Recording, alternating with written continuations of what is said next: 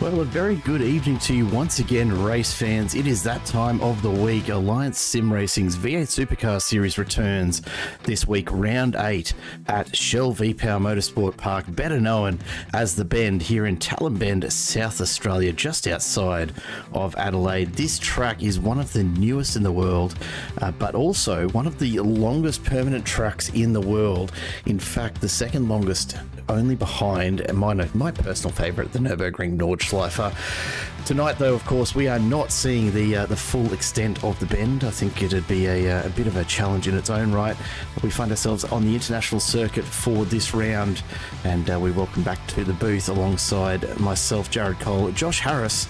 Mate, welcome back for another week of V8 Supercar Racing here with ASR. Hello, Jared. Thank you very much for having me along. I'm excited to be here. Australian V8s on an Australian track. Probably doesn't get any better, right? No, absolutely. And this is the only Australian track we're seeing for this season, which is a bit unusual for Gen3 Supercar Racing, but hey, we will absolutely take it. I've been looking forward to this one all season to see just how aggressive these drivers can be here at the bend. We know that we are very used to some door-to-door racing, and the bend absolutely encourages that. It's a very wide track in comparison to a lot of those that we've seen so far this season, so plenty of room for door-to-door battles and a little bit of argy-bargy, which I never mind seeing, of course. The drivers out on track at the moment getting through a lone qualifying, so we expect to have a grid set for race number one in not too long at all. 10 laps the first time around here tonight, and then we go to the longer race two, 24 laps this time with a reverse top five grid. We'll see 2 compulsory pit stops and a 50% fuel capacity limit. So as always, the pit strategy will play into this in some way tonight, I'm sure. I don't know about you, Josh, but I'm expecting that the team at 24/7 Sim Services probably won't need to get behind the wheel of the safety car tonight. Perhaps to be proven wrong, but it's not a track that we're likely to see these drivers coming together on, is it? No, probably not. It's probably one of the most runoff friendly tracks that I've ever raced on. There's more grass around than you could ever possibly imagine. But having said that, last time I raced here, we did get a safety car. We had some mechanical issues with one of the cars, so very much still a possibility, but probably unlikely to see cars into walls and things like that. But a couple of really big braking zones and a couple of fairly tricky corners here, Jared. One of the things that really blew my mind when I started to learn the bend is how many corners have undulations in the middle of the corner, and changing topography is hard to deal with in a supercar at all, let alone when it's right in the middle of a corner. It's a track that absolutely loves to unsettle the chassis of a Gen 3 supercar, and honestly, I'm here for it. It's a lot of fun to drive this track, and I'm sure these drivers tonight are going to have quite a bit of fun with it. Before we do get underway, though, let's take a look at how the championship is shaping up with just 3 rounds to go, inclusive of tonight's racing. And no surprises, really, Josh. Wayne Walker out in front. Only 1 drop round taken so far by all drivers, so there's still a little bit of fudge factor in this for the moment, but Scott Gamble probably the only driver at the moment with any sort of a shot of unseating Wayne Walker from that top spot. Ken Latta also looking pretty comfortable for the moment in 3rd position, with the likes of Mark Point and Luke Allman not too far behind. Matt Vanderkruijm and Andrew Rushworth battling it out for 6th place, and then quite a few other drivers fairly close together within the top 10. Stuart, Dyke and Vargs all reasonably well seated there, but keep an eye on Mick Clifton, who is absolutely nipping at the heels of Vargs to get into that top 10. It's look, it could play out depending on, of course, appearances over the next 2 rounds very differently, but assuming that everyone shows up each round, it's going to be very, very hard to stop Wayne Walker, which has really been the tale of the season, hasn't it?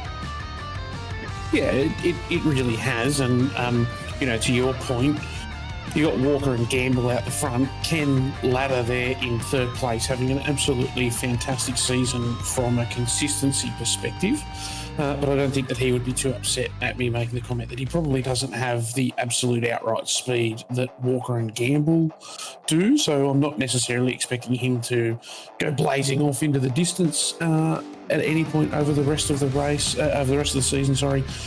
And the guys who probably can, names like Vanderkruijm, Dyke, Rain Campbell are all guys that are, for a number of different reasons, a bit further down. So we absolutely might see some race result upsets. Those names that I mentioned, places like Van der Kranj, they've got nothing to lose, Jared. They are out to win. They're not there to protect the championship. So absolutely lick the stamp and send it, because all that you've got to play for the rest of the season is race wins. Absolutely spot on, and it's going to be very interesting to see how much caution gets thrown to the wind from here. Realistically, we've got just a few rounds left, and if you want those points, you're going to have to do something a little bit risky, and maybe put your car on the line to pick up those extra couple of spots that you need to really stay in the hunt here.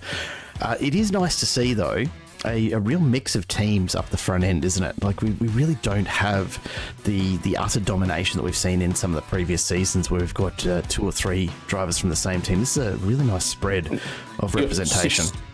Six different teams in the top 6 spots. I think that's absolutely fantastic. Yeah, good to see. Absolutely. We are just getting to the end of our qualifying session, so just a minute or two away now, I suspect, from seeing that one wrap up, and we will be able to bring to you some details of how this grid is going to stack up tonight.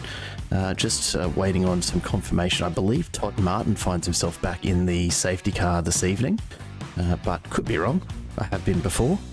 We'll see how that looks tonight. Of course, the drivers, as we take a bit of a look at some of the qualifying times in the background. Actually, no massive surprises in the top half of the field, but it is a fairly well compressed one once again. So looking forward to getting confirmation of the grid positions in about a minute's time. Yeah, absolutely, and of course then we get to go racing, and one thing about this track is it produces such great racing. So it's going to be really quite exciting to see. For sure. And 10 laps, look, it's a fairly long circuit still, isn't it? It's there you go, Tim Lawson checking. G'day, Tim. Good to have you along, mate. Yep, he's out of the safety car again. What's going on? Did you not put the mirrors back into position, something like that, mate? And they decided you weren't welcome back in there? What happened? Tim Lawson out of the safety car, so Todd Martin will be back in the hot seat tonight. Almost 5 kilometres, even on this shorter layout, is plenty to make 10 laps of racing a decent opportunity to make up some positions and make up some points here, isn't it? It is. We're talking over 1:50 for a lap, Jared. That's pretty long, and when you consider that that's over 1:50 for a lap of the short circuit here, that really does play testament to just how long this lap is, and a couple of really different corners. There's probably nowhere here at the bend that feels like anywhere else. There's some big long corners on acceleration. There's some really big stops and tight corners. There's a bit of everything. Absolutely. As we take a look at the grid for race number 1, Scott Gamble and Wayne Walker will take the front row, with Matt Van der Kranj and Michael Stewart just behind them. Then Dean Logsdale and Andrew Rushworth ahead of Mark Poynton and Scott Mackay. Daniel Hall and Jamie Dyke rounding out your top 10 here this evening. Law McKee and Mick Clifton on row 6 ahead of Luke Allman and Michael Whiting. Then Damon Fisher and Peter Sattler ahead of Rick Varga and Stephen Varga. Troy Sipple and Phil Manuel rounding out the top 20. Simon Farrington and Brad Grant there in 21st and 22nd, and Craig Rose and Andrew Johnston with Ashley Hall and David Logsdale ahead of John Latham. Todd Martin showing on the grid for the moment. I will have to just tidy that up and make sure we note that he is in the safety car this evening. ASR keeping us on our toes as always up here in the box, but let's get ready to go racing as the drivers start to grid up here, and we wait for the green flag to wave for the first time. Tim, asking about Dean changing teams, I suspect there's perhaps some issues with our records of the championship standings. Indeed, I believe he's still listed as Team AJR on SimRacer Hub, so I will work with the ASR team to get that updated, because he is, of course, with 9.5 SimSport at this stage of the season. So a little different than what we had on screen just a moment ago, but I assure you that has been updated, at least in our records here, for what that's worth. Impressively tonight, Jared, 0.75 of a second separating the top 11 drivers. The impressive bit to me, though, is that it was 2.5 tenths first to second. So half a tenth second to 11th, 2.5 tenths, sorry, 5 tenths, half a second, second to 11th, 2.5 tenths first to second. So Scott Gamble really does seem to have a pretty good understanding of this circuit. Yeah, it's look, it's not super surprising, is it, to see some of those names at the front end? But I as always, I'm not convinced that we're going to know exactly who has the pace here until perhaps a little further into tonight's event. Gamble and Wayne Walker into turn one will be an interesting one, I am sure, as we wait. We've got about 20 seconds to go here, folks, until we are ready to get underway. This is another one of those tracks where the start-finish line actually about half you look at about half the distance of the grid back there. You'll actually see the control line for the end of the race. So it is a little further back. It always throws me when it comes to close finishes. I'm hoping I don't have to be on the ball with that tonight, but we'll see how we go. As we get the confirmation, we are ready to go racing. The lights come up as the drivers get the revs up, and we are underway. Wayne Walker started in reverse. What an unexpected moment for Wayne Walker. As you said, Jared, we aren't going to know, there's so many things in motor racing that can change. I don't think I've ever seen that before. That has absolutely set me for six, Jared. I don't know what to say other than how impressively wide is the front straight here at the bend. I reckon that was 6 wide going into turn one. I reckon it could well have been. That's what you see here at the bend. There's plenty of room for everyone to get settled in, and as we see Scott Gamble, Matt Vanderkar and Mark Poynton out in front, making the most of Wayne Walker's mistake, unless that's I don't know, some sort of handicap system that the admin have imposed, that they've asked him to start in reverse. I doubt it, but geez, that'd be an interesting way to do it, wouldn't it? Thankfully, it doesn't look like anyone else has been too far impacted at all. We do see in the background that looks like Simon Farrington off the track, and he is getting back into it now, but we're getting underway, and I'm still trying to figure out just what to expect. It is a new one, isn't it, David? Welcome to the chat, mate. Good to have you along, as always. We see them starting to settle into the rhythm. Scott Gamble making the most of this out in front. Safeway car park rules. It's yeah. Look, it's not far off it, is it? But hey, these things happen, and it's. Dave raises a really interesting point, right? So Dave's raised penalty the car behind. And I know Dave's got a bit of tongue in cheek. I think that the probably the thing that Wayne Walker is worried about at the moment. I'm just trying to see how far down the list he fell. He fell down all the way to 26th, Jared. He got absolutely swamped off the start line. He also contacted the car who started in 4th place and probably did some damage. I actually wouldn't be surprised to see a time penalty handed to Wayne Walker for causing an accident on the start. I don't think you're far off the mark either. As we see the battle starting to shape up here, Vargs and Grant going side by side. They're a long way back, and I think that'll be pretty indicative of some of the chaos. Both these guys up quite a few positions, but yeah, Wayne Walker coming in, whether that's David Coleman, absolutely spot on. He will travel the furthest of any driver here tonight. I'm pretty sure. That said, he didn't reverse all the way to the back of the grid, so I don't know if that's accurate, Dave. Come on. He didn't. And also, for those who are my age and grew up watching movies like Matilda, what we know is that going backwards actually takes kilometres off your own. So he actually. I was wondering where you were going with that, mate. I was desperately trying to figure that out. He got a bit of a free kick, right? He did. He minus some kilometres off at the start, and then he added them back on. I think that it all works itself out to be pretty even. You know what?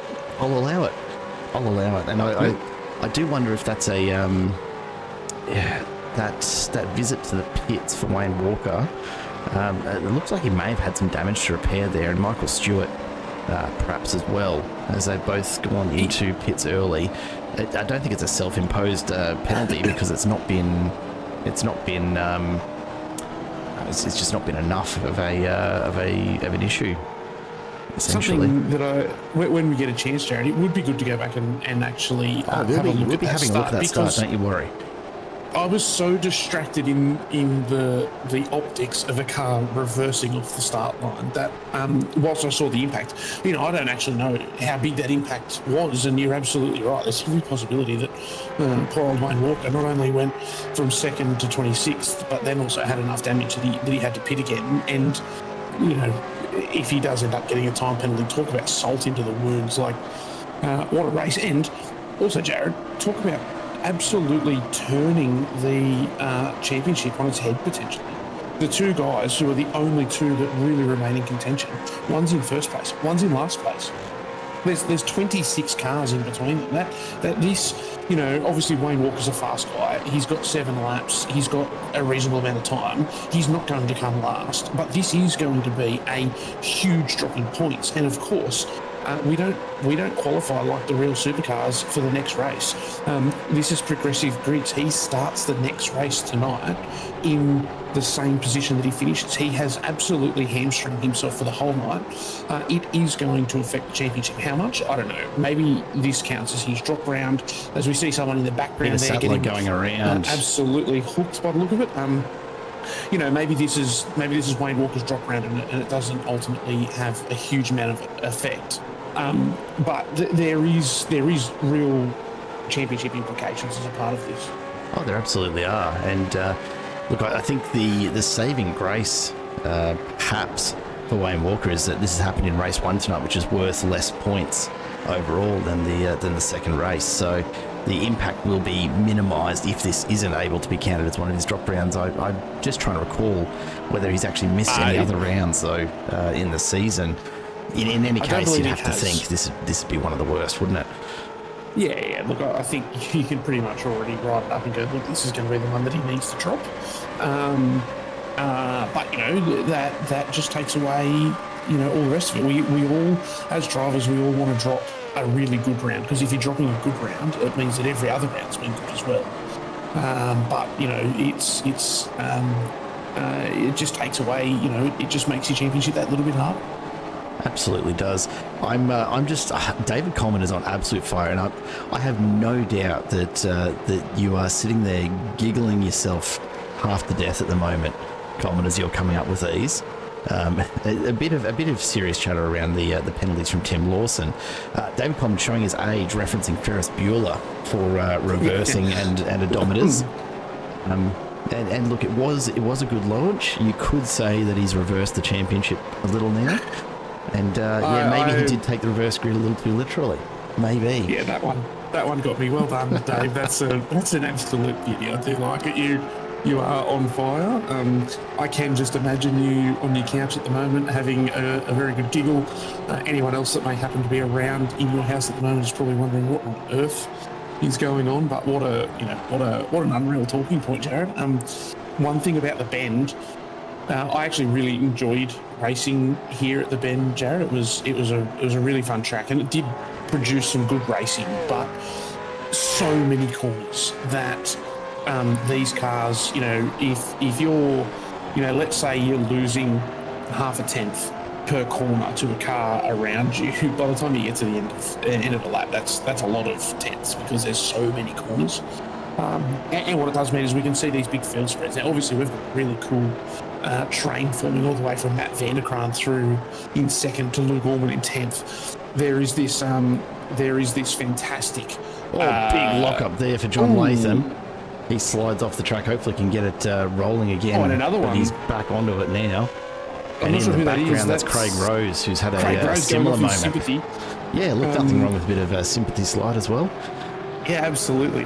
So my point, Jared, was that we've got a really cool train formed up here that we're just looking at now. Lots of cars all together, but what we do see is lots of spread here. So there is always the possibility for these races to get a little mundane, and whilst it's a beautiful track to drive, not necessarily always the best to watch. And Wayne Walker, if we do get a chance to talk to him tonight, we'll have to say thank you, because he's absolutely given us something to talk about for the rest of the night, given the chat a reason to absolutely pop off. And my mind is still racing a million miles an hour, Jared. I still don't know what to think, what to say, how to progress it. We've spent half this race, would you believe, trying to figure this out. Look, let's take a look at how this is actually going out on track before we go back and take a look at this start. Scott Gamble out to a 2-second lead. Matt Vanderkraan quite comfortably at the head of this train that includes Point and Logsdale, Hall, Dyke and Rushworth, all in fairly close order behind. You can see the stretch ahead there. And then a few gaps behind. Scott Mackay just trying to keep on the back of this one. And then, of course, we've got Luke Allman a bit further back in battle with Lon McKee. We've got Clifton Whiting in it as well. Are we going to see a replay? We absolutely are. And I think the best place to start is actually going to be from the cockpit of Michael Stewart. So here we go, folks. This is the start that Michael Stewart got to see here.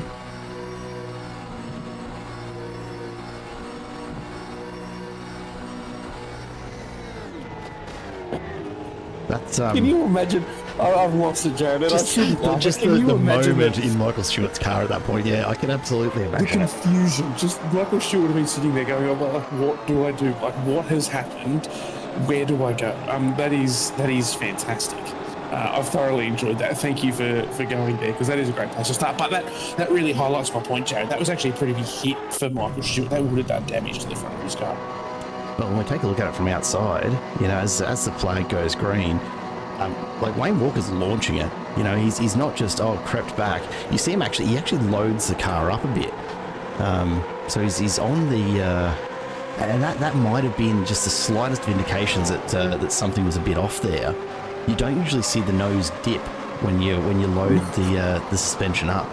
But no, that's what he had. But he only had a brief moment to wrap his head around it before it was green, and so straight into it, and backs it into Michael Stewart. To give him a little bit of credit, he actually did a great job of getting it plucked back into first and disappearing.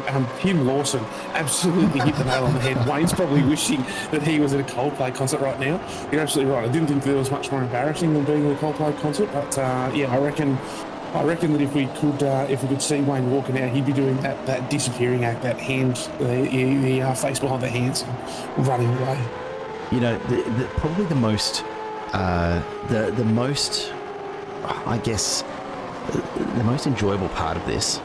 And it's not to take pleasure in the misfortune of others, but it's really nice to see that Wayne Walker is actually human out on a racetrack.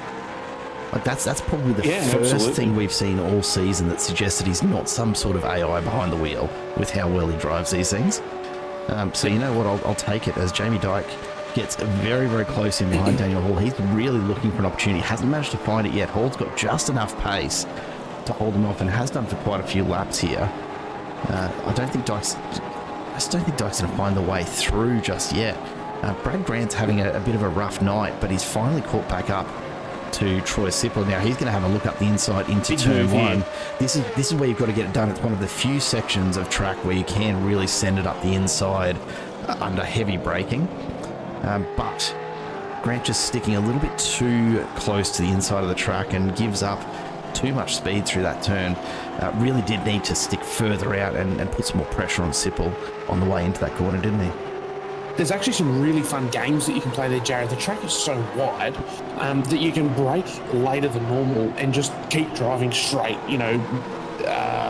blow the corner a little bit, you still end up making it. But even the transition period between turn 1 and turn 2 is still so wide. It's, 4 car widths wide. You can really hang people out to dry there. And, if you need to manufacture a pass, that's a genuine place in a supercar where you can manufacture one. We now jump to the replay, having a bit of a look at Peter Sattler as he sees a big bit of Tyson. Oh, no, and straight into the side. Corner to Ashley Hall, who's just spinning around there. Nowhere to go, though, for Peter Sattler, unfortunately. No, absolutely not. And if I do remember correctly, Peter Sattler off the road a couple of laps ago, so potentially potentially, having his own dramas tonight and back in a position he didn't want to be in, and then unfortunately, nowhere to go. Right, that's just one of those incidents. But yeah, he'll be disappointed about coming around the corner there and just seeing a car park sideways. And it's not ever a sight that you want to see. No, it's not. Luke Allman now sitting on the cusp of the top 10. Unfortunately, a little way off, taking advantage of that reverse grid. And that's probably why Jamie Dyke's battling so hard up there to take fifth away from Dan Hall. But Allman just comfortably in there. Always like to feature drivers that do have the camera pointed at them, because it's always good to see just how locked in they are as they make their way around. Doesn't he look comfortable though? He is cool, calm, and collected. He doesn't look like he's up on the wheel too hard. There's no frantic movements. The head's nice and still. Yeah, no swearing at the screen, which is always a good sign. No, that's usually something that I reserve the right to do. But no, certainly, he appears to be really quite comfortable and relaxed is probably the big thing. So, he's in a really good position, and he's just making the most of it, and seems to be enjoying and comfortable with the pace he's got on. Someone who wouldn't be anywhere near as comfortable, I don't think, is Daniel Hall here with a bright green fishy car breathing all down his neck. That's not really anywhere that anyone wants to be. Jamie Dyke actually has a bit of a leg up over the rest of the field. Has completed a 90-minute race here just 4 weeks ago, I think. So Jamie Dyke certainly has his eye in at the bend, and that'll be helping him. But as we're seeing, we all know Jamie's not a slow driver, not by any stretch of the imagination. And he isn't just cutting his way through this pack. It's a difficult track to pass on. There's a couple of really, really good opportunities, and Jamie will be doing everything he can now through these last couple of corners to try and set himself up for a run. Half a second off's too far, but yeah, there's no doubt that he's going to continue working his way forward. Second last lap though, Jared. He's only got 2 laps to get this done and get himself up into fifth to nab that last spot in the reverse top 5. Yeah, and you saw that through the back part of the last lap. Jamie Dyke actually significantly quicker, as we see. He's got Mackay closing in here. Mackay and Dyke both having a similar kind of run in their own little battles here. Mackay and Rushworth really closing up very quickly behind and getting that gap shut right down here. But as you said, it's a really tough track to pass on. Mackay's looking to go a bit of over-under here if he can make it stick. He's going to have to get well under, though, to try and get the drive, and he just can't yet. Jamie Dyke, you can see a similar set of circumstances. He is definitely quicker than Dan Hall around the back of this track, but trying to find somewhere that he can actually make something of it, it's a really, really tough track to get it done, because unlike a lot of the other tracks we've raced on in these Gen 3 supercars, there are not that many opportunities to put the braking to the test, and that's really where you get a lot of your passing done. It's not the long flowing straight and sweepers. It's really the hard braking that sets these cars apart when it comes to passes, and there's just not the opportunities to do it here at the bend quite as often, and so you've really got to work and set up your passes a half a lap in advance. Long straights into hard braking areas is, what they say is how you want to pass. As we see Latham there down the inside of... Tipple gets it back up the outside, though. Is he going to get back alongside here? This is another pretty hard braking spot. I don't expect, although Latham does overshot it, a bit of a wide. So up the inside, he's going to make this one stick, but it'll be a right-hander out of this, so he'll have the advantage back. This battle's going to go right to the line, I think. Now, here we go, Jamie Dyke and Dan Hall as we come down to the end of the straight. Dan Hall flinches first and moves across. Jamie Dyke stays up the inside, just wants to fill that mirror up. A big moment there for Dyke. That's going to cost him. It is. This is really Jamie's last golden opportunity here. Out of turn 3, big long turn here, and then turn 4 is very fast into a hard braking zone at turn 5. So Jamie will attempt to get a good run through here and throw it down the inside. If he doesn't get it done here, there's probably only a run to the line. Jamie's doing an absolutely fantastic job of continuing to apply pressure, but really doesn't have the opportunity to dive down the inside. A series of right-handers here, Jared. These are actually really quite difficult. They're mid-speed. You're still in fourth gear there. You know, they're quite quick. This one here in particular is blind, but not really a passing opportunity. Interesting to see that Rushworth's actually caught up quite a bit and is now pressuring Jamie Dyke. So all of a sudden, Dyke's going to have to play a little bit more defensively here to hold on to his spot.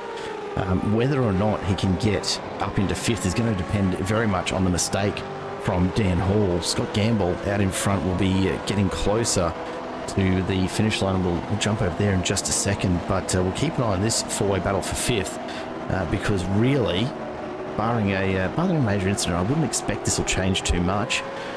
But it's been a very, very tight race the whole way through. Scott Gamble, meanwhile, just rounding that final corner, and we'll see him come across the line, which is actually all the way back there, despite where we've got our cameras set up here tonight. Scott Gamble takes the win. Matt Vanderkraan home in second ahead of Mark Point, and then Dean Logsdale and Dan Hall comes home ahead of Jamie Dyke, followed by Scott Mackay getting past Andrew Rushworth at the death there. We'll have to go back and take another look at that because we did miss it by going forward to see the finish. So what's happened to allow Mackay through? As he just, Andrew Rushworth, just a little bit of a slide. That's going to be enough for Mackay to take advantage of it. And look at that dive. Wow. Big lock of the brakes. I don't think that was actually Mackay that locked him up. I think that might have been Dan Hall. Yeah, that was a big move. That's bordering on, I would call that cheeky, Jared. But you know, he got it done. There was nothing that broke the rules, but really big, brave move there, and only just got it done, but he did get it done. Yeah, absolutely. As we see the last of the drivers coming through, Wayne Walker makes his way up into 24th. Andrew Johnston's going to come across in 25th. And then we wait just on Simon Farrington and David Logsdale as some of the last drivers to make the line. Ashley Hall, unfortunately, having a bit of a rough one again this week. He's finding it difficult. Oh, David Logsdale's run off in the second to last corner. Still pushing for time despite the position back here. But he is comfortably coming through. And then Ashley Hall, not a race to remember for him, unfortunately. But such is life sometimes, and again off the track well. There, these cars are so tricky to drive. That's also a really, really tough corner, Jared. It's quite slow, and it turns back on itself just a little bit. There's undulation, there's all sorts of things. That is a super, super tough corner in these cars, and I'm not surprised to see that as the biggest hotspot of the night for cars running off. Yeah, it's a tough one. I mean, so much of this track is actually really difficult to race on. But let's take a look at the results for race number one here. And Scott Gamble takes the points and the win reasonably comfortably over Matt Vanderkraan. Almost 3 seconds in it. But Mark Poynton not too far behind Vanderkraan there, taking third. Then Dean Logsdale and Dan Hall round out your top five that will be reversing the grid for race number two. Jamie Dyke comes home in sixth ahead of Scott Mackay, then Andrew Rushworth and Lorne McKee. Luke Allman rounding out the top 10 there, with Michael Whiting and Mick Clifton just outside. Damon Fisher and James Hardy behind them ahead of Vigar and Varga. Jeez, that's a mouthful, isn't it, when those two finish right next to each other? John Latham and Troy Sipple 17th and 18th, then Brad Grant and Craig Rose round out your top 20. Take a look a little bit further back through the pack. Phil Manuel and Peter Sattler 21st and 22nd, then Michael Stewart and Wayne Walker just clawing his way back to a 24th place finish ahead of Andrew Johnston, Simon Farrington and David Logsdale, then Ashley Hall, the last driver to finish the race here tonight around those 10 laps. Now, drivers off to a bit of a warm-up for the moment. I do have to ask, Mr. Coleman in the chat just pointing out, wait till we hear what sim gear that Jamie Dyke actually runs on, and we'll wonder how he's that fast. I'm now picturing like a Logitech G923 or something like that. And maybe even some homemade pedals. Tell us what he runs on, David. Let's hear it, mate. One thing that I know, Jared, and this is to give a huge amount of credit to guys like Jamie Dyke. Reese Wakefield's another name, probably not familiar to people here at ASR, but Reese is a guy that I know in sim racing, and he's made it all the way to the GT3 Pro series. He's in the Four Nations at the moment, representing Australia. So he's okay. That's what he's saying. He's pretty decent. He does okay. He does okay, and he was on a belt-driven Logitech wheel until just recently. The reality is, the really expensive sim gear is super cool. I've got some good quality stuff that I race on, and it's cool, but it doesn't make you fast. And guys who are fast, no matter what they drive with, and guys like me are not, no matter what we drive with. I can't wait to hear what Dikey runs on, because it always blows my mind, right? When guys are like, I go out and I spend far more than my partner would like me to spend on a set of pedals, for instance, and then someone comes out and goes, yeah, my whole sim rig is worth less than your pedals, and I'm a second a lap faster than you at every track. And I'm just like, why do I do this to myself, Jared? Why do I put myself through this pain? For the love of the game, mate. For the love of the game. Yeah. Why else? Yeah. And for hatred of my bank account. I mean, you've got to spend it on something, right? That's how I justify it. On a lot worse things. You could. But the reality is, that guys like Jamie do an absolutely fantastic job on equipment that's cheap and readily available and within their budget. And that's one of the cool things about sim racing. You don't have to have the same budget to go racing. No, exactly. It allows for all levels to kind of get involved, and it's certainly a lot better in that respect than perhaps some of the real world racing, and needing the amount of money to get in. Motorsport generally, right? Real motorsport is a sport. It's one of the only sports in the world where money genuinely equals your results. Yeah. There has to be a level of skill, but generally the guy or the person who has the most money is the person who goes fastest. Sim racing isn't that, and I love it because of it. Absolutely spot on. The grid for race number 2 here, Dan Hall and Dean Logsdale up front with the reverse top 5. Then Mark Point and Matt Vanderkram with Scott Gamble rounding out the reverse top 5 here. Jamie Dyke starts in 6th ahead of Mackay and Rushworth. Then Lorne McKee and Luke Orman round out your top 10. Michael Whiting and Mick Clifton start ahead of Damon Fisher and James Hardy. Then Rick Varga and Stephen Varga with John Latham and Troy Sipple behind them. Brad Grant and Craig Rose, your top 20. Then Phil Manuel and Peter Sattler alongside each other. Michael Stewart and Wayne Walker will start in 24th. And then Andrew Johnston just a little further back. And we are ready to get underway here for race number 2. As we launch, it does look like everyone's going the right direction here, which is a fantastic start as we come on down towards turn number 1 for the first time. We've got a big accident at the back of the field. That looks like Craig Rose getting involved in that. Who was that went into the wall? Was that Peter Sattler? Or was it perhaps, it looks like it might have actually been Rick Vigar into the wall there. We'll have to go back and have a look at what's happened, but Vigar has had a big moment into the wall there. Thankfully, not too many other drivers getting caught up in it, but what a way to start race number 2 as immediately Dan Hall jumps away out in front. Mark Poynton and Scott Gamble looking to follow him with Logsdale and Matt Vanderkram in hot pursuit, and keep your eye on Jamie Dyke as well, who's right in amongst it. We're still 2 and 3 wide, and it just speaks to how much room there is on this track to try and pick your way through a pretty compressed field at the start of a race. Yeah, and this is when you have to make your moves, James. As we see a quantum car there getting pushed sideways in the background. So these guys, they might have some. I don't actually even know how many laps it is off the top of my head, Jared. But these guys, plenty of laps, 24 laps. These guys have got tonight.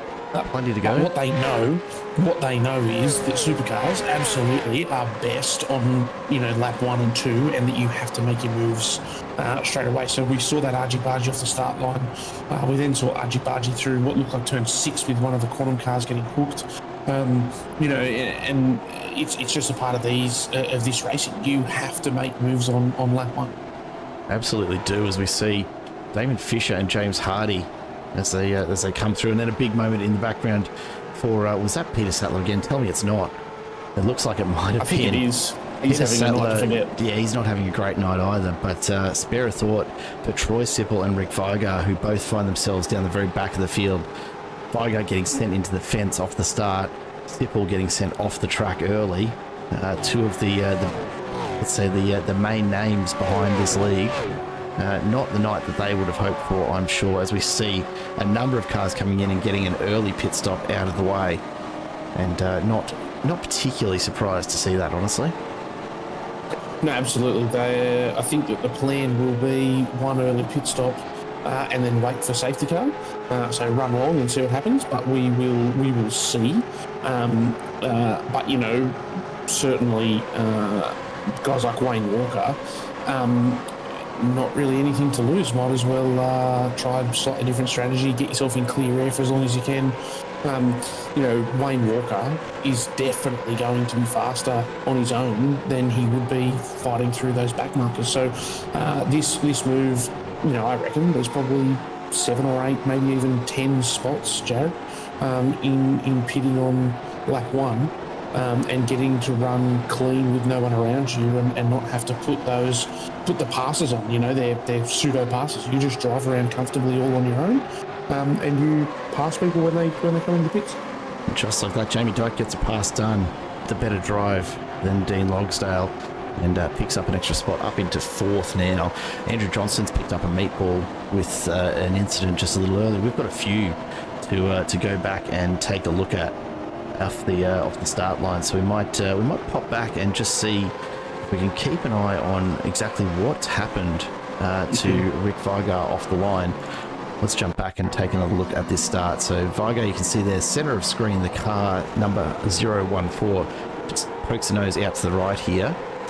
Now, where does he get caught up? A slow start from Scott Mackay. Oh, he actually turns himself across the front of Mackay, just moves across too soon. Thankfully, only seems to have taken himself out in that. I have no idea how he's managed to miss everybody else, but have a look at the camber, the toe, rather, and I know they'll pick me up on that in the Discord later. The toe on that front left, probably not ideal for a track like the Bend. No, look, a supercar actually really likes a little bit of toe out, but not that much. Yeah, it's a little excessive. That's excessive. Not the way to get it if you've forgotten to change it in your setup, mate. The other thing that I noticed, Jared, I'm not sure whether you happen to spot it, but I think that Wayne Walker actually got a bit of a tardy start, got a bit of wheel spin and clouted the inside wall, which will have done a small amount of damage to his car. So I'll be interested to see whether he's fixed that or whether he has burned up a quick repair. Actually got a really good start. There's a nudge there from Sattler, and that's what's caused it. So just a little nudge as Walker's gone around the outside. Barely misses Vigar on the way through. That won't be a huge amount of damage, but it will, you know, there might be 5, 6, 7 seconds worth of damage associated to that, to repairing the pits. And where you can really get caught out with that, Jared, is if you forget to turn your fast repair off, iRacing will look at that and go, okay, there is damage, we'll just fix it. And then if Wayne Walker was to have a drama later on, he may have burnt up that fast repair, not even thinking about it, just not remembering to turn it off. Well, big moment there for Fisher. Gets very loose. That allows the door to open for Mackay, and Mackay gets through on him as a result. Yeah, it's something you've got to really watch. Of course, the opposite can happen if you're like me and you like to set it up so that all of your pit settings are disabled by default. The opposite issue is when you often forget to turn on your tyre changes when you do come into pits, and you end up spending a fair bit longer in there, or as the case was in the 24-hour of Nürburgring earlier this year when I forgot to turn on fueling when I came in for my stop. So, you know, there's pitfalls no matter which way you look at it. Thankfully, Jared, the tow time at Nürburgring wouldn't be that long, so it wouldn't have been that much of an issue. Yeah, about that. The tow time is significant, I can tell you that much, but it's less significant than the stop and hold that you get for coming back around to the pits on the opposite side of the GP circuit. Ask me how I know. Oh dear.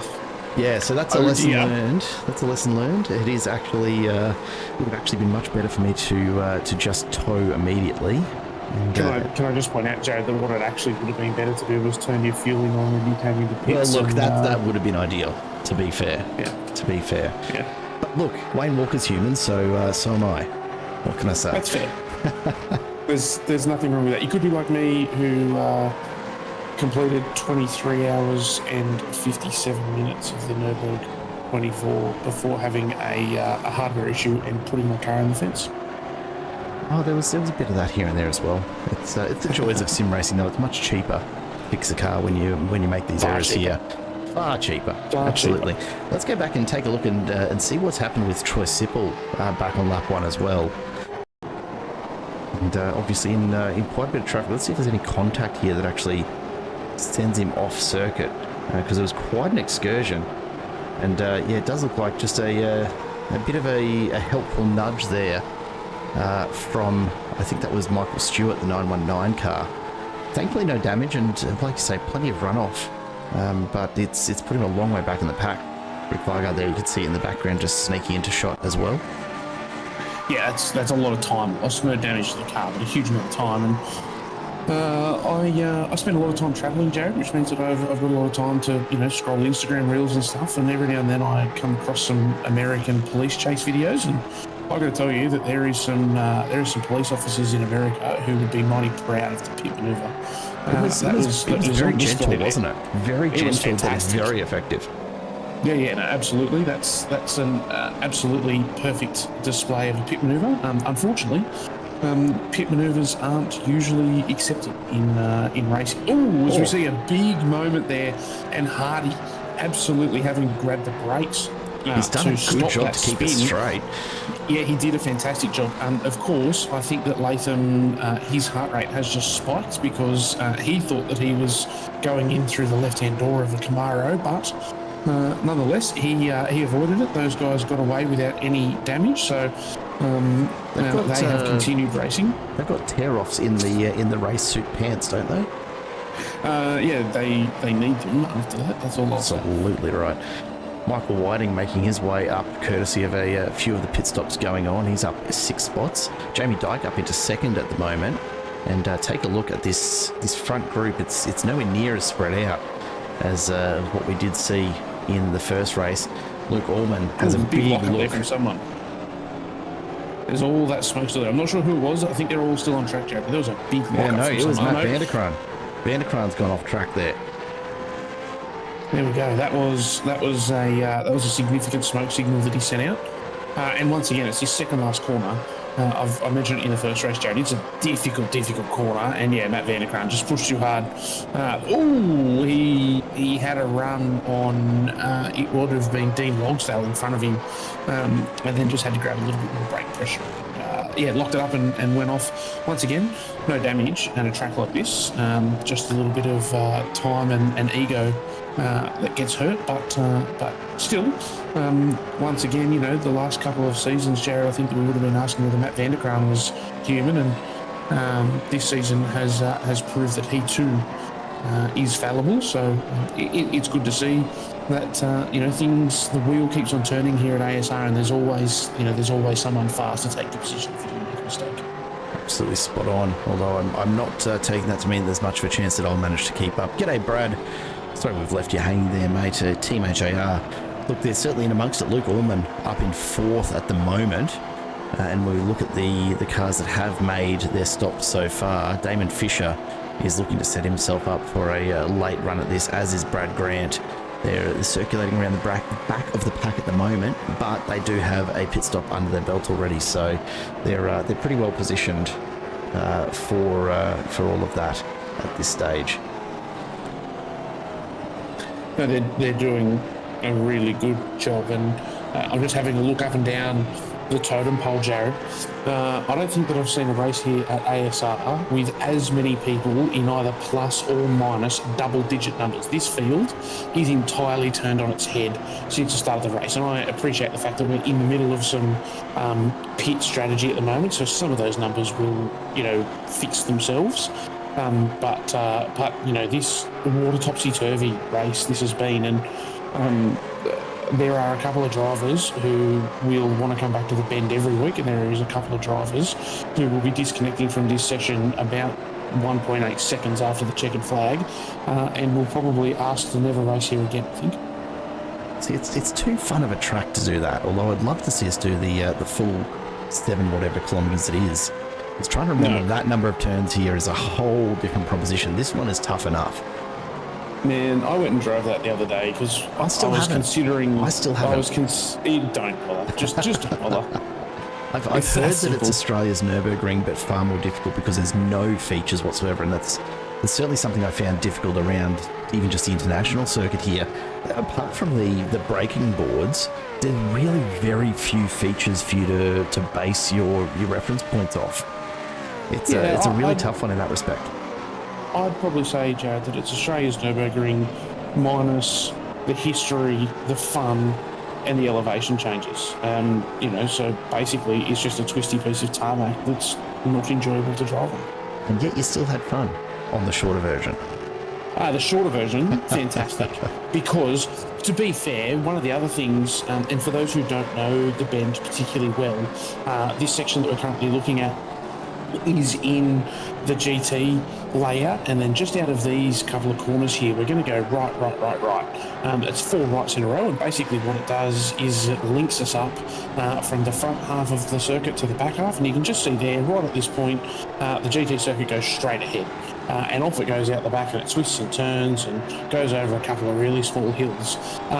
But Jared, we talked about how nice and wide the bend was, and what the racing surface being so wide allows to happen at the bend is it produces it's the width of the track that produces the racing. It lets these corners flow. You've got plenty of corner entry, plenty of corner exit, and it's how you get to race. The back end of the circuit is narrow. It's undulating.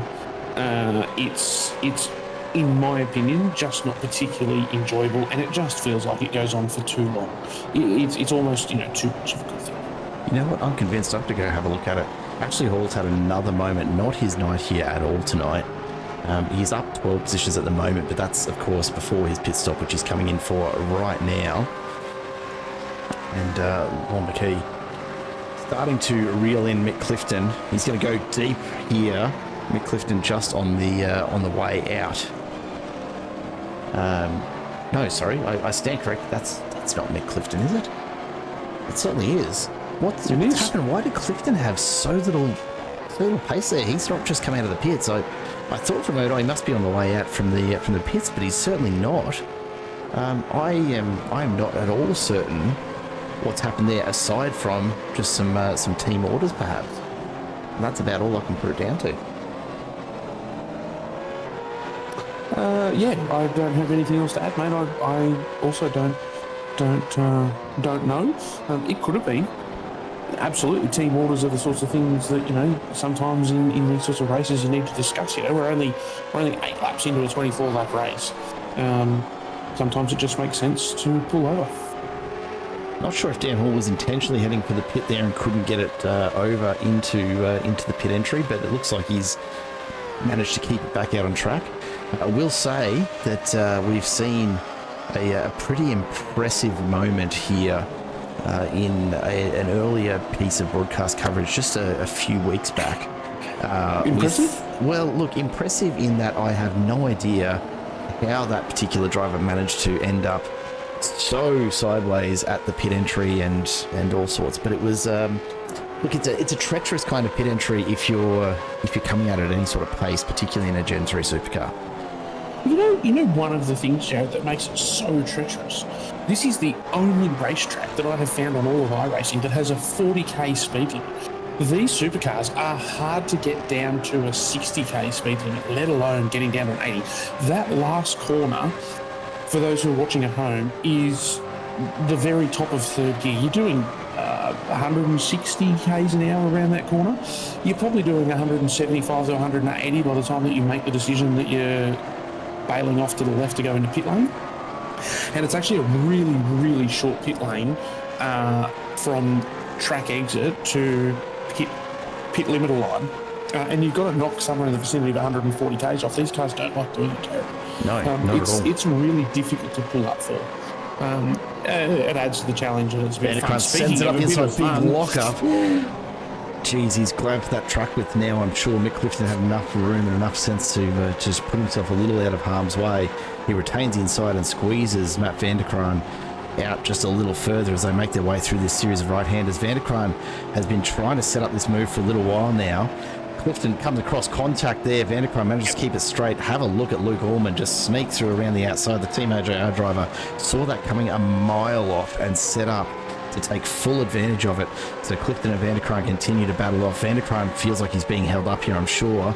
As you see him set up on the inside, he'll be looking to make the move here on Clifton as well. Gets a bit of a nudge along in the background from Scott Mackay, who was carrying a lot more speed through that turn. And now Mackay's going to try and go around the outside of Clifton. Can he get it done? It's a big ask at this turn because it's all left, so he's going to have to drop back in. But a great opportunity for him to set up for the big braking section we're about to hit here. This is a tricky one to get right without trying to make a pass, but Mackay's going to go for it. Just chucks the nose in, forces his way through, and Clifton concedes the place. Scott Mackay sticks with Matt Vanderkraan, and Clifton will now try to hold on to the back as they make their way around to start lap number 11. Did a really nice racing there, Jared. And I was surprised to see Matt Vanderkraan hang on the outside there. It's something that you can do for the first couple of those left-handers, but if you can't, bluff the other driver into letting you through, you've really got to pull it up and fall back in, because as we saw, the last of those right-handers, they were rights, not left-handers. As we see here, Nick Whiting put on a great move. He will have the inside line on Farrington for turn 3. Hardy dive across. Yeah, Hardy knew, and he's got his nose on the inside there, not quite. That's a really classic bend move and a really great way to use that track that's available at turn 1. But just back to that other move of Matt Vanderkraan's, I was watching that and I was really thinking these guys are going to end up going so slow through that last right-hander that they're going to do himself in, and sure enough, Luke Allman was all over it, and what a move.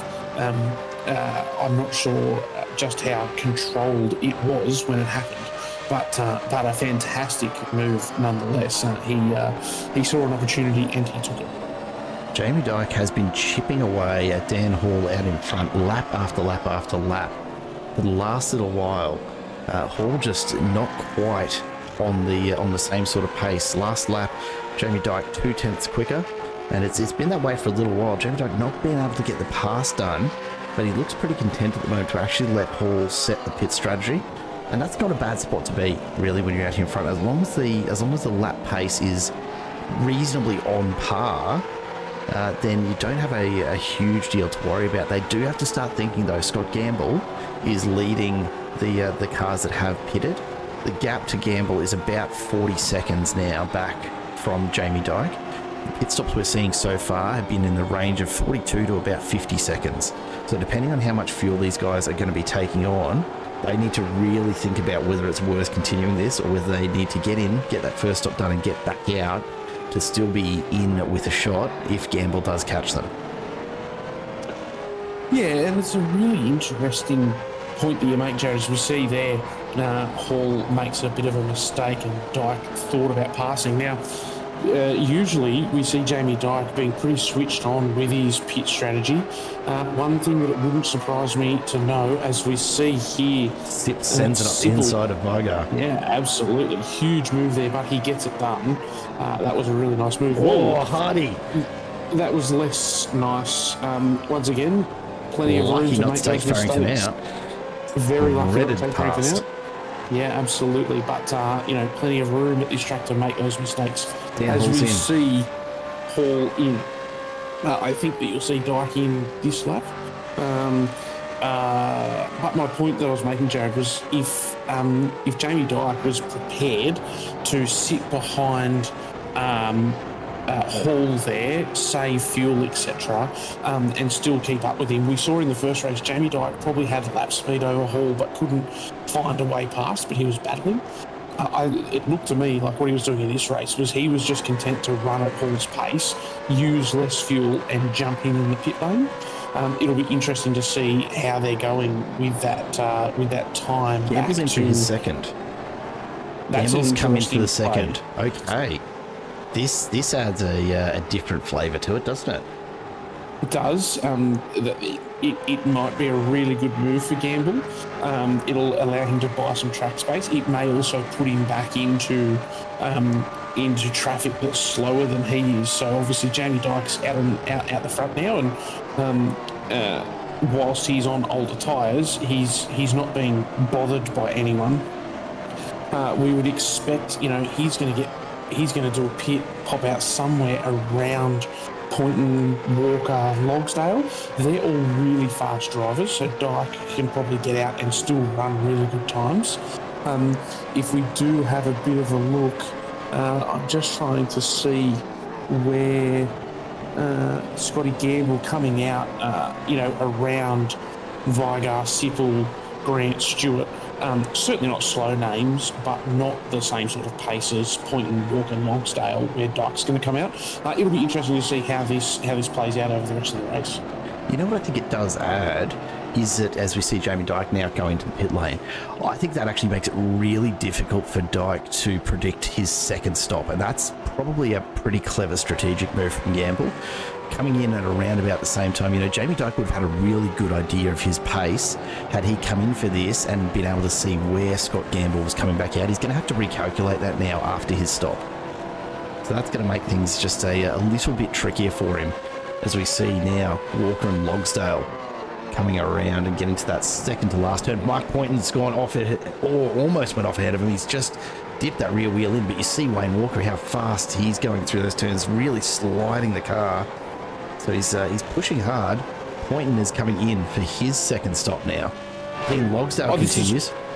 This is huge for Jamie Dyke, though, because he's on his way out. So there comes Dyke.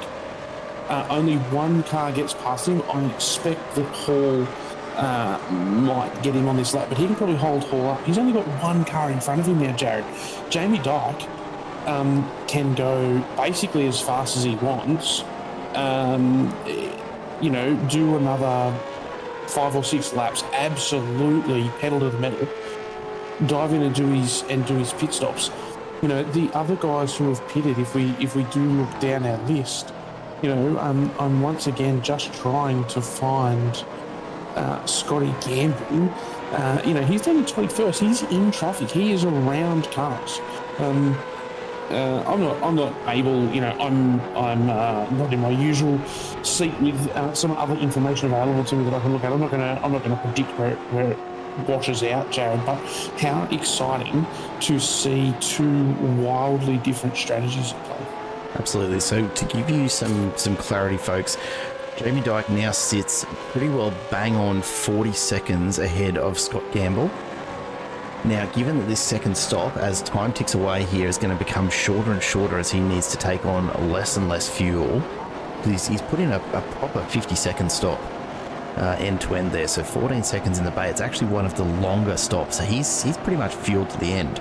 So Sorry, Joe, to cut you off. It's really interesting, right? He was doing his first stop when everyone else was doing their second. That means that from a tyres and fuel perspective, Jamie Dyke can get home. Right, yeah. If everyone else is doing their second stop, should be able to. Yeah, exactly. Yeah, so his next stop is literally put it up on the jacks, drop it, go. Now, interestingly, Scott Gamble's second stop was a 50-second as well. So maybe he's gone for the quicker first stop. But regardless, Jamie Dyke has a very, very fast stop ahead of him. And that's really right. good news for him. How this is played out is there's 2 stops tonight. There is a 50-second stop, let's call it, but there's a long stop at the midpoint of the race. You can either do a really short stop early, because there's not much capacity left in your fuel tank, all of those other things, Jared, and then you come in at the midpoint, you fuel to home, you tyre to home, and away you go. The reverse of that is what Jamie Dyke's doing. He has fuel to home and tyre to home at the midpoint, and all he has to come in and do now when he comes in his next stop is put the car on jacks and put it down. I think that you will see him add 1 or 2 litres of fuel only. He won't do tyres. It'll be as fast up and down as you can go, and he'll be straight back out. That'll massively reduce his transit time, but it also puts him, in a really good position He's out the front. He's got Logsdale in front of him. We know that Logsdale's fast. He's out there having a ball. I wouldn't be surprised to see this work in Dyke's favour. I'm, going on the record there. I don't have some of my stuff that I have available to me when I'm at home, but I'm excited to see how this goes. And, how cool is it? I just come back to that fact again, Jared. How cool is it to see a race with differing strategies being able to be played? Because far too often in this kind of racing, we see that there's really only one strategy that can work. Yeah, and to give us some idea of what might be ahead for Jamie Dyke, Matt Vanderkran's probably a really good example. He's just completed his second stop, coming out on the current lap. Spent only 46 seconds in there with a 10-second stop. Now, Dyke's stop will be much, much quicker than 10 seconds in the bay, I'm sure. Probably a bit more a set like of tyres. Yeah, that is. That's a set of tyres and maybe a touch of fuel if he needs it.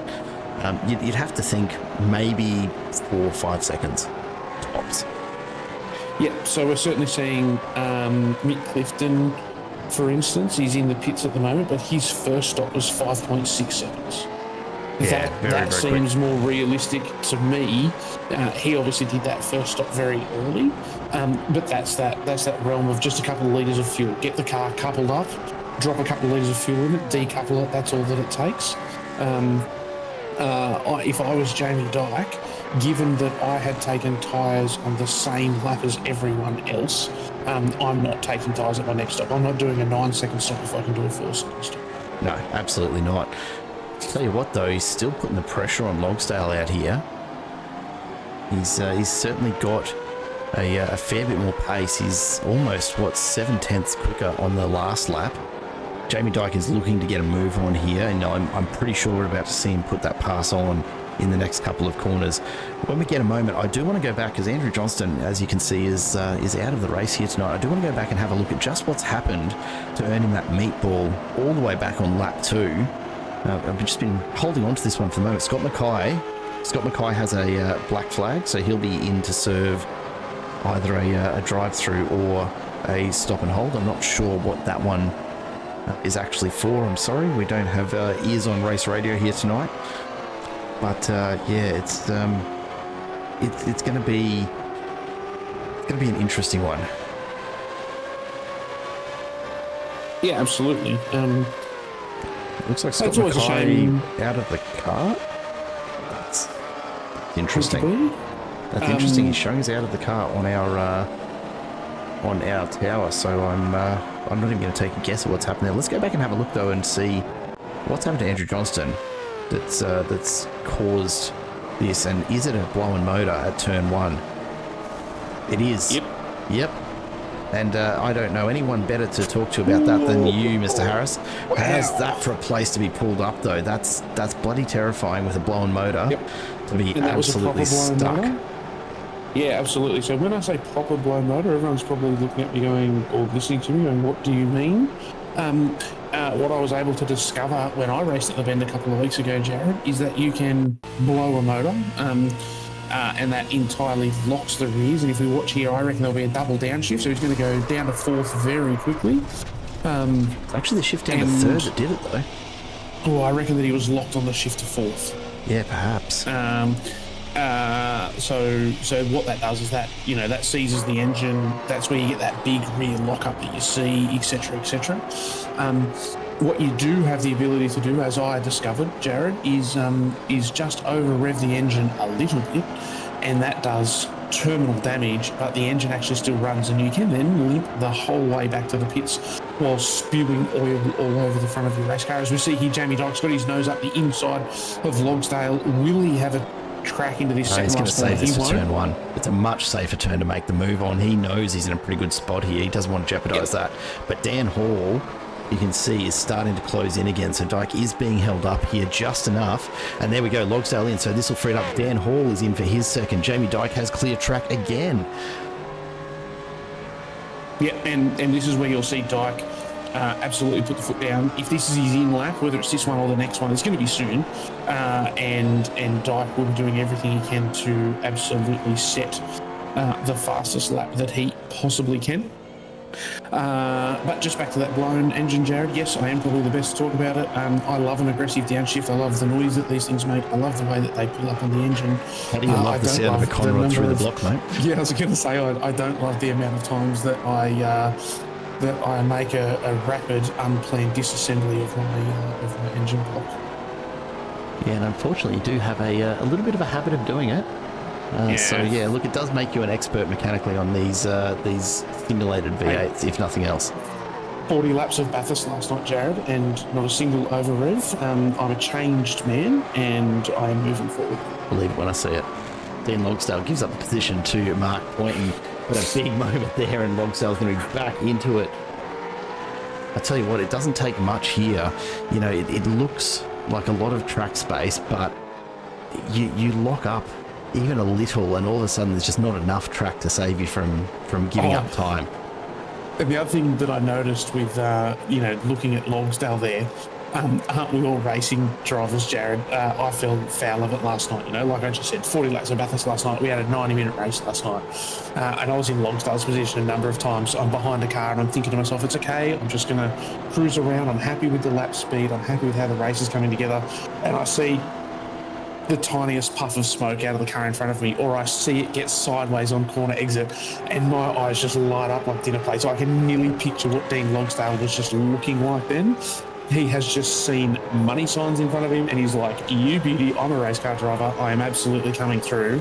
And then, wasn't able to get it done, had his own little ugly moment trying to pull it back up. But I just find it hilarious, Jared. We are all the same. We think that we are going to race and we're going to be cool, calm, and collected, and then just this tiniest sliver of an opportunity to pass someone presents itself, and we all just try and shove a 1.5-ton V8 supercar through that gap, no matter how small it is. Because why not? That's racing, after all.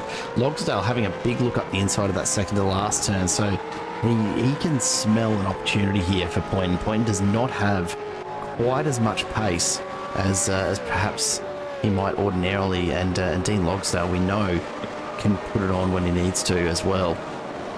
So we've got Dan Hall, Scott Gamble, Mark Poynton, Dean Logsdale all sitting here around about 40-ish seconds behind Jamie Dyke. Jamie Dyke has definitely slowed down. His last lap at 1:54.22. Jamie Dyke is the only person in the whole field that hasn't done his second stop. He's gonna drag this out as long as he can, I reckon. Because if he's not taking tyres, then really what he wants to do is get the fuel as low as possible to absolutely minimise the time that he spends in there. So I reckon we might see him even go as late as 21, 22. Oh, I mean, the reality of it, Jared, is if he needs 5 laps, if he needs 5 litres to get home, he needs it now, and he needs it on the last lap. Running longer doesn't change how much he's got to put in. It just changes how heavy the car is when he does put it in.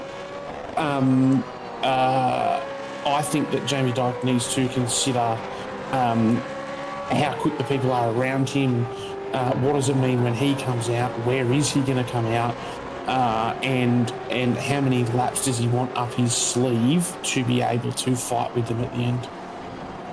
Yeah, and that's the really tough decision that he's going to need to make here, as we see Logsdale continuing to absolutely hassle Mark Poynton. Now, this is good news for Jamie Dyke, because Wayne Walker is stuck behind them here. And look, hats off to Walker, up 18 positions so far this race. So he has absolutely hammered all race to try and get back into some kind of contention for points here in race number 2.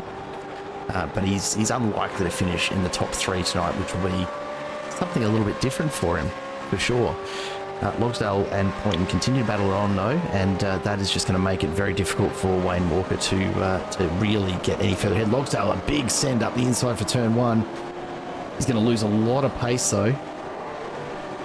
And that brings Wayne Walker right up into it. Yeah, Logsdale's getting really... He's getting sloppy, honestly. Well, and he's also frustrated, right? Like, you can tell that is a driver who wants to pass, and of course now he's invited Wayne Walker into the battle. And he immediately has to turn his attention to defending. He should be able to hold this. The track goes back to the right after this. I don't expect that Wayne's going to be able to hold that position.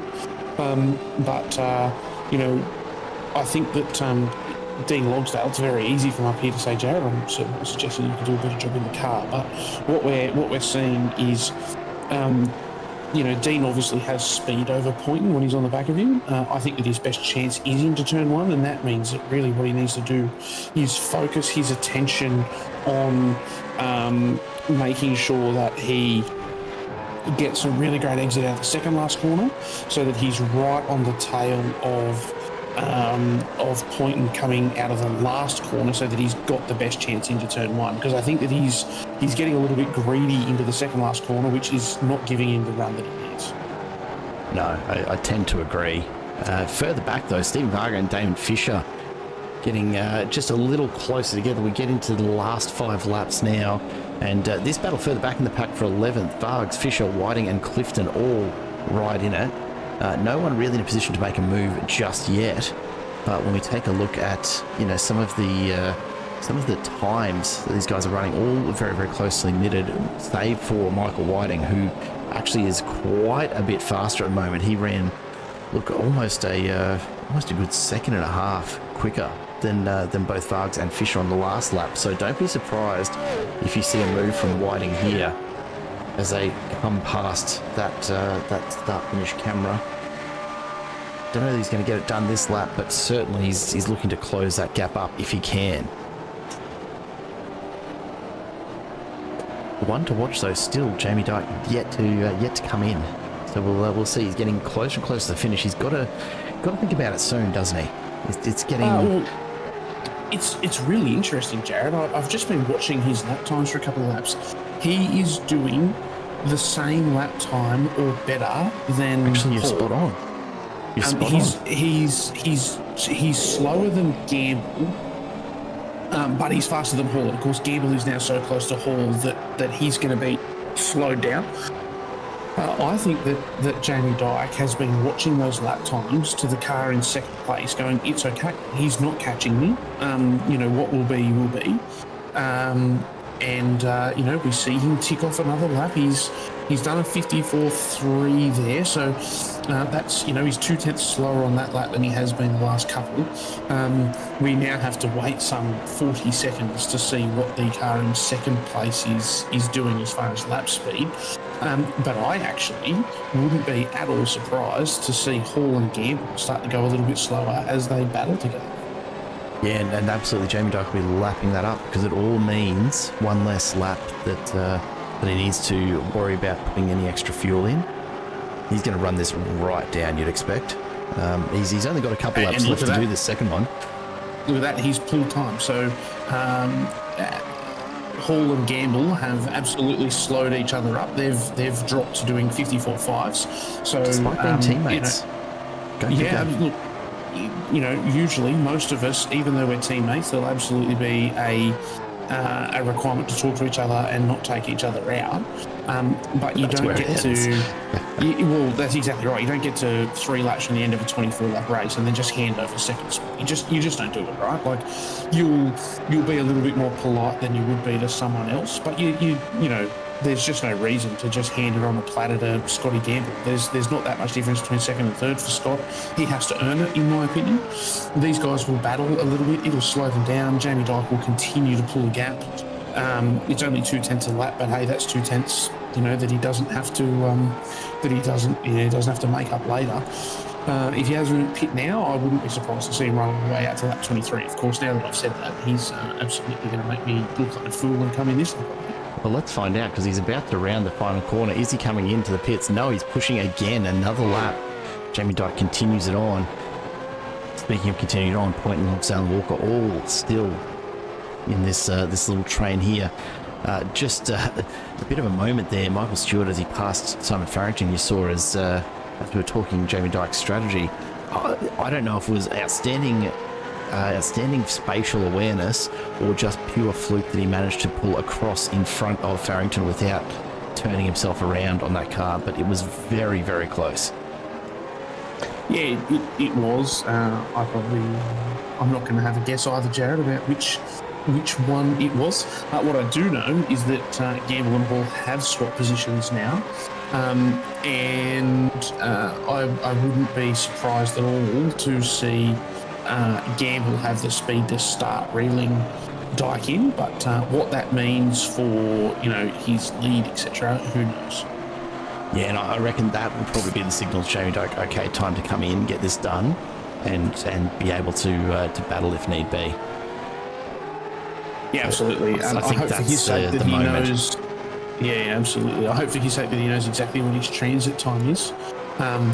If we do look, Daniel Hall's second lap, the second pit stop, and he's on a very similar strategy to Jamie Dyke, but Daniel Hall's last pit stop was 4.3 seconds.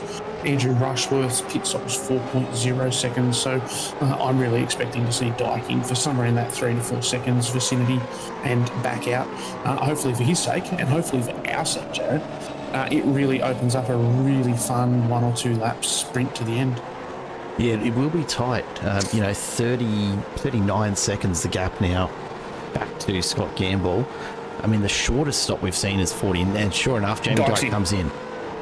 So keep your eye on this timer, because remember, being out on track doesn't mean that you're necessarily going to hold it into the first turn. And we'll jump forward. We'll have a look at that as Jamie Dyke exits the pits, because that's going to be the really telling one. So he's not quite at his pit box yet. It will be very interesting to see, and if it is super close, and I hope it is, right, for our sake. 4.3 seconds. 4.3. Nothing in it. Here comes Scott Gamble. Watch the end of that pit lane. Where's Jamie Dyke? Jamie Dyke is going to be ultra aggressive. He's already out on track. There he is. Look at the gap. It's going to be enough that he should be able to hold this for the next lap and 3/4 that he's got remaining here. He's got to get those tyres up to temp, so he's going to lose a little bit more of that 2-second gap that he's still holding. But as soon as they warm up, and it won't take long with all of these turns ahead of him, bearing in mind, of course, that Scott Gamble is on tyres from lap 11 as well. So, so is Jamie Dyke. Jamie Dyke did not change tyres. Actually, that's a good point, sorry. Yeah, I stand corrected. He hasn't changed tyres, so his tyres are good to go. He should be able to hold this pace, no problem. It means 2 things. First of all, Jamie Dyke's tyres are warm, so he doesn't have to warm them up. But secondly, they're no better than Scott Gamble. So we should expect to see this gap stabilise and Jamie Dyke be able to run home with somewhere in the vicinity of a 2-second lead. What I think that tells me, Jared, is that Jamie Dyke did the homework. He knew what his pit transit time was. And he knew that he had, a 2-second gap in hand, and he would have just been trundling around each lap, watching that, making sure that it didn't get below a number that he was comfortable with. Yeah, you can't underestimate someone like Jamie Dyke. He absolutely knows his stuff when it comes to the strategy in play at any given point, and I'm sure that having raced here, as we said, 3 or 4 weeks ago, big moment for Wayne Walker behind, manages to keep it on track, but that's going to cost him some time. That probably will end any chance that he's got of getting much further ahead than just Point and Logsdale at this stage, although I don't know that he'll necessarily even manage the pass there, because Point and Logsdale still keeping that pace up. The gap has not shifted out in front. Jamie Dyke still holding 2 2/10 as we hit the final lap here. Scott Gamble and Dan Hall will be looking at second and third at this stage. The question is, Dean Logsdale and Mark Poynton, will there be a swap of position here before we're done? I don't know. I think that a lot of these drivers now will be, reasonably comfortable, depending on who is around them. Oh no, what have we got here? Michael Stewart going very slowly.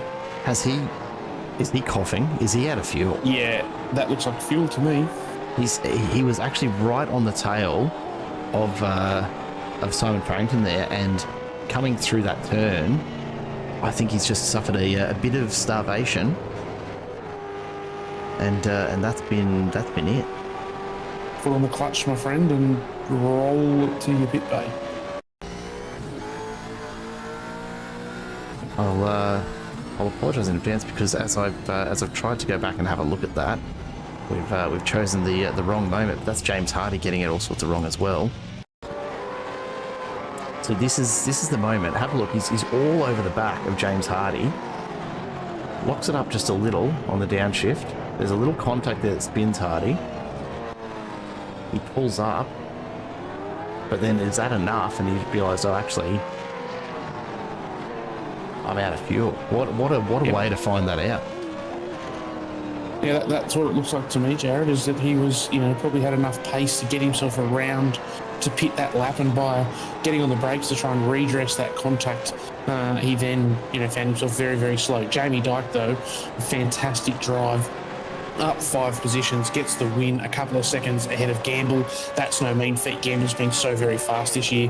Hall, Poynton and Logsdale round out your top 5. Wayne Walker up 18 into 6th, Jared. Great finish for him. Can't take that away from him. It's not what he would have hoped for, I'm sure. But look, it is the way that it's fallen out here tonight. As we see Vargs coming across the line, keeping ahead of Whiting, Fisher and Clifton. And now, some time back before we see Peter Sattler making it around, he'll be the next across the line in 15th, and quite a gap through the rest of the field, you've got to say. Sattler's done a pretty decent job to retain that spot, up 7 actually from where he started, because he did have a bit of a moment earlier on that certainly cost him a bit of time and space. But the night absolutely belongs to Jamie Dyke, and I'm really hoping that what we're going to see from him here is a little bit of celebration as opposed to out of fuel. It could be out of fuel. Well, look at that. I just want to make a call out, Jared. Simon Farrington in 18th spot, up 8 positions after race 1. That's actually the second most positions gained after Wayne Walker. Now, obviously, we very well understand the speed that Wayne brings and the reason that he was up 18. After that absolutely disastrous start in race 1. But Simon Farrington has done a fantastic job, and I think deserves a special call out tonight for coming up 8 positions in race 2. Yeah, huge effort for Simon Farrington, despite everything that's gone on tonight for a lot of these drivers. Jamie Dyke, what's going on here, mate? I was expecting a bit more of a smoke show, but that might be. That might be all the fuel that he had for us. just enough left to get a little bit of it done as we take a look now at the results for race number 2. And Jamie Dyke, for the first time in a while, finds himself at the top of the podium, and just a brilliant piece of strategy landing him there tonight, finishing ahead of Gamble and Hall, the Evolution Racing team, taking 2nd and 3rd. Mark Poynton and Dean Logsdale managed to hold on and finish ahead of Wayne Walker in 6th, and Vanderkraan in 7th. Rushworth and Orman ahead of Lorne McKee in 10th spot. It was a quality race, that's for sure. We've got a few people to talk to as we get through this, and we might start, I think, with Dan Hall. Dan, welcome to the booth, mate. A cracking drive there, a bit of a battle back and forth with Scotty, but in the end, a good showing for ERT tonight. Yeah, thank you. Yeah, it was. We were just saying how much fun that was. That was a lot of fun. It's a great track.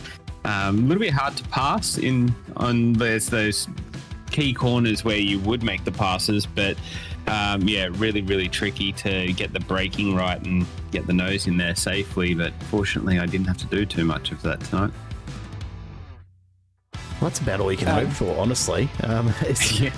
We were sort of taking bets on the whole way through on how the strategies were likely to play out tonight. Was there much discussion within the team about running a different strategy across the 2 cars this evening, or just the way it sort of all fell for both of you tonight?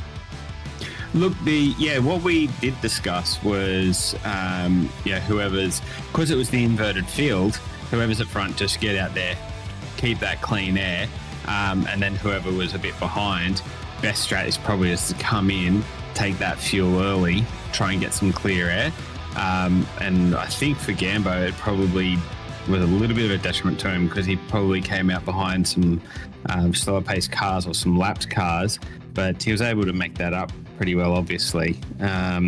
But yeah, I think the optimal was being obviously up the front and then maximizing your first stint, fill it all the way up, and then just come in for a little splash and dash. So I filled up probably 1.5 litres less on that first one because I figured I've got to put a little bit in anyway, and turned out to be half a litre too little. On that last lap, I just had to save half a litre on the last half of the lap, and it coughed just across the line.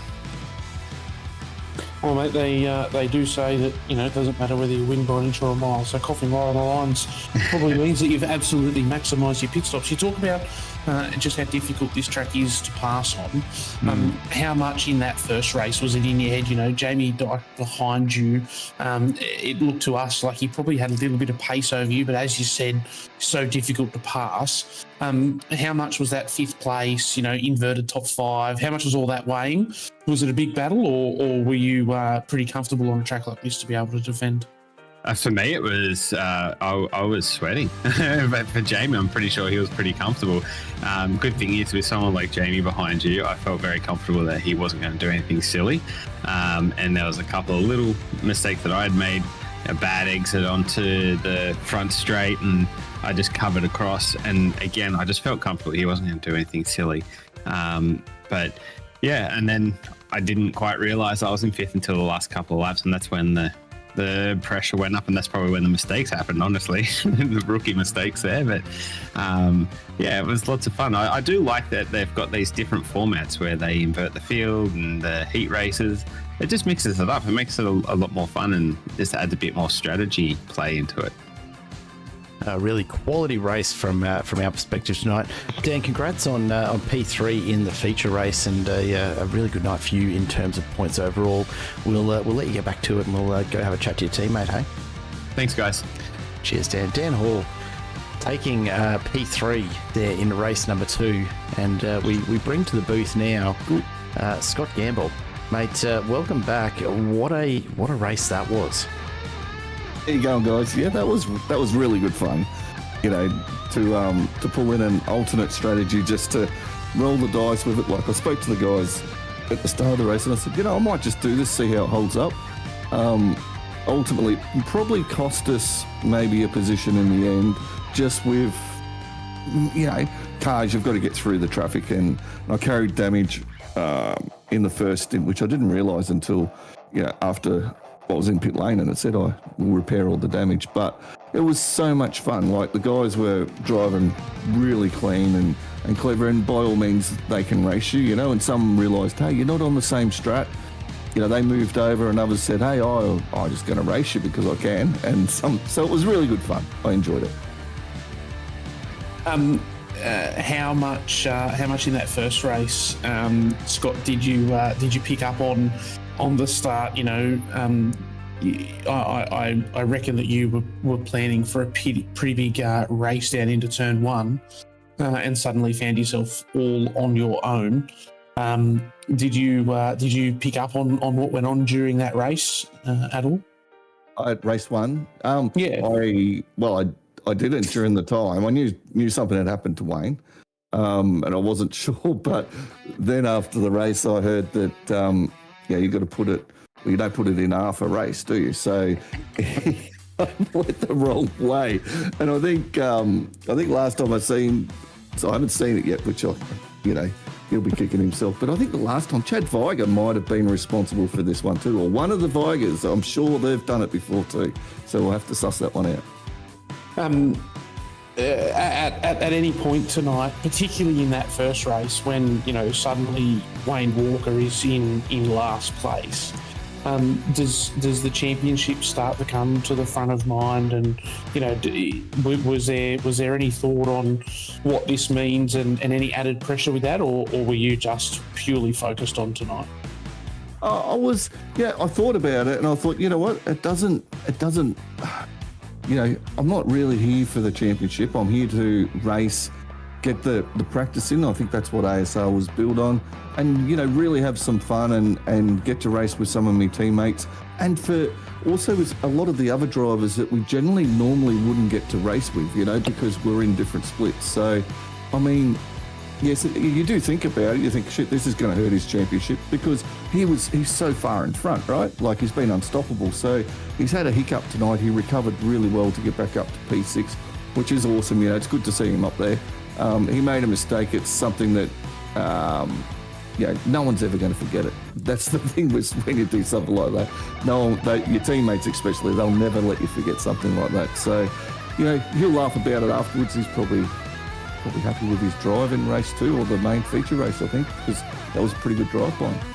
Yeah, it absolutely was. And look, I hope that Wayne watches this back, and my suggestion to him is going to be, you know what, you own something like that and you add a little memento onto the livery, something like a ARFA race on the side of it or something like that. I'm sure he'll find a way to commemorate it. And it's a good reminder that we're all human and these things happen. Scott, thanks so much for talking to us once again, and congrats on your drive tonight. Anyone you want to shout out on behalf of yourself and, of course, on behalf of Dan Hall in terms of ERT supporters? Yeah, well, it wasn't a great fun racing with Dan. Shame he pinched the front there and we got through, but otherwise it was, really good fun. And that's what it's about. We came there, we raced with our teammates, raced it pretty hard and pushed him, and,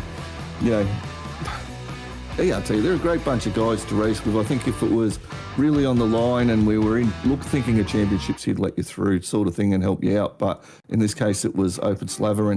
And by the way, we've got a little rule in ERT that if you take a teammate out, you've got this livery, right? And it says those shall not hit teammates, right? And it's pink with purple polka dots. So I definitely did not want to wear that livery for the next round, so I was being a little bit careful too.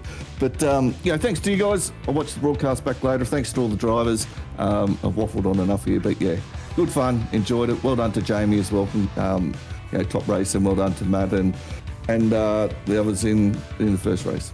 Scotty Gamble, always a pleasure. We'll let you get back to it. Thanks again, and congrats on the results tonight. Scott Gamble there taking P2 in the feature race, and Josh, it's time for none other than our race winner, Jamie Dyke. Welcome back to the booth, my friend. It's been a minute. It has been a minute. How are we, mate? Doing well. I'm going to start off with the obvious one, and we'll get to your pit strategy and just how well you played out tonight's race. But what happened with the burnout, mate? Out of fuel, or what's the go? Yep. Usually I overfill or save so I can do a burnout. But I knew the strategy Scott and Dan were on, and I wasn't risking it. Look, fair enough, mate, and it's paid off handsomely tonight.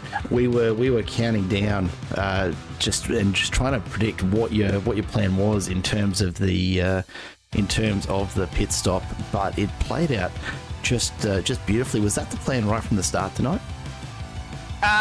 Not from the start. Like I went from the first race that I had a little bit of pace on Dan, making him sweat. And his second race, with the possibility of safety cars, I knew Scott was going to do that, pull that strategy, splash at the start and hit mid-race. And I thought the only alternative to that would be what me and Dan did. So I pretty much just wanted to catch him, try and fake him into an early stop, run. I planned to do 2 laps after Dan, do a bit of clean air, and then I saw the delta. I was either matching them or pulling away by half a tenth to a tenth of a lap, so I ended up just going as late as I possibly could. And now, Jamie, I gave you a lot of credit during the broadcast that you must have done plenty of homework, known your exact transit time, etc. Was that the case? Did you know, roughly exactly how long you were going to spend in pits? Were you very comfortable that you were coming out in the lead, or were you just happy maintaining that gap and what was going to be was going to be? I hadn't done any homework for like the pit gap, but I knew I was going to be around Dan. I knew Dan did the exact same strategy that I was planning, take most of it in the first stop. So I knew within a 2-second gap either way, I was around Dan. And the fact that after he pit, he was the lead car of everyone that had pitted, it gave me a good shot just to watch his delta and see what I could do.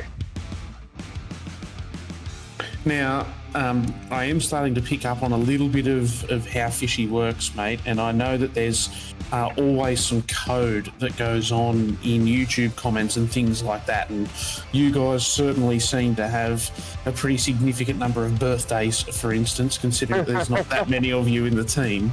But we have been asked tonight to ask you about how your ratchet strap's going. Now, this is potentially new code. Potentially, it's just Coleman dumping you in it for the quality of your sim gear.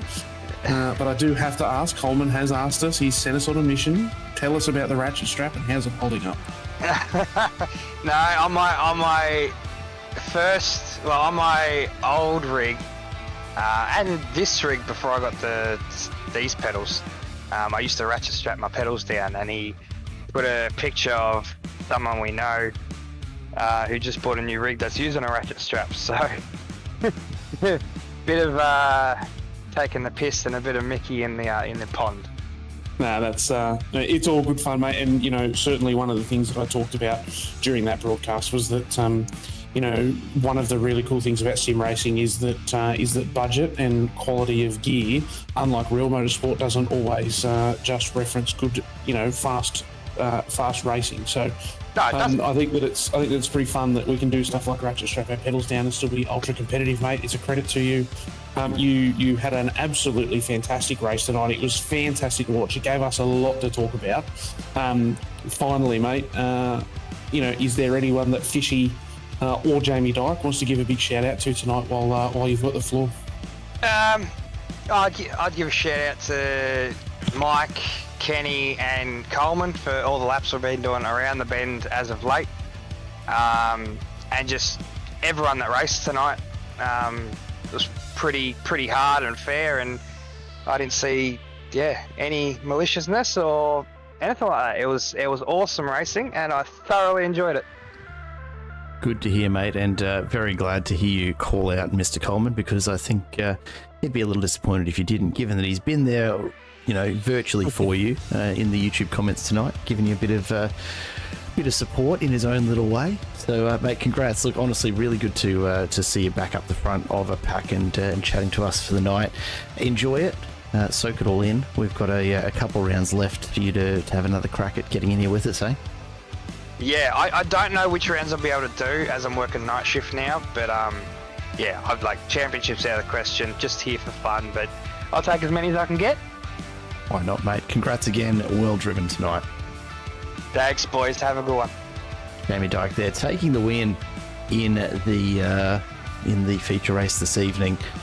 And Josh, I've brought them up here a little earlier, just so we can have some time to have a bit of a chat about them before we sign off for the evening. Championship standings, there's still another drop round to be taken out of this. So when you consider how few points Wayne Walker has pulled out of tonight, but he did pull in another 40 odd points in the feature race there. I think if tonight's a drop round, that's actually going to make that top battle between Walker and Gamble pretty close one. I don't know what Scott Gamble's worst rounds are, but I don't think it's actually going to be quite as far apart as what we see based on tonight's provisional results. No, I think that you could probably expect both of them to drop a similar amount of points. You know, we've seen Scott Gamble do things. You know, he had that incident a couple of weeks ago. I forget where it was now, but we saw him in the fence in one of the races. You know, there's been some stuff happen for Scotty Gamble as well this season. So if we say that that there's probably going to be a similar number of points dropped between the two drivers. What that means is that, you know, that 50-ish point gap that we look at there at the top of the table is pretty accurate, and I think that leaves us. I think it's 2 rounds to go, if I'm not mistaken, Jared. You know, 2 rounds to go, roughly 50 points between them. We saw tonight that anything can happen. This championship is alive and well. No, it absolutely is. You're spot on. So very excited to see how these standings look when we do take a look at them at the start of next week's race. Of course, you won't be joining us, Mr. Harris, so we will see you back again for the final round of the season, I hope, which I'm sure will be an absolute cracker, as it always is. Yeah, absolutely. Unfortunately, duty calls next week, and the people who pay far more of my bills than anyone else have demanded that I be elsewhere. So I do miss out on next week. I will thoroughly miss both your dulcet tones and all of the racing here at ASR, Jared, but I will definitely be back for the final the week after. Can't wait for it, mate. Of course, on behalf of everyone behind the scenes here from ASR, the V8 Supercars series, a great bit of racing for us to cover. Massive thanks as always to the major sponsors in Quantum Tint Solutions and AO West Automotive, with of course a thank you to 24/7 Sim Services and Nicol Photography for all of their support in bringing this to you each and every week. And behalf of everybody here at Simple Racing Broadcast, another fantastic week of racing. If you're keen for more before next week, don't forget to tune in over on the Simple Racing Broadcast channel for Thursday night's Formula Drivers League racing action. We've got it going on right throughout the week here. We do hope you'll join us then. Until next time, though, it is goodbye for now.